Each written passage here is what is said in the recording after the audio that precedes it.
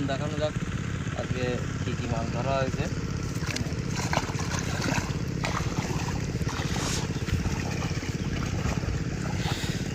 এই যে বাবা এখানে মাছ ধরে রেখেছে, সেই মাছগুলো তুলতে এসেছি।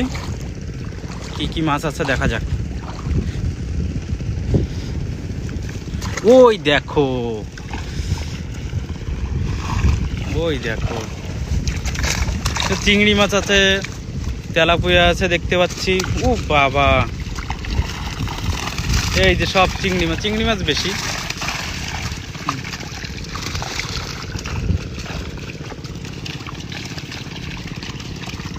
আও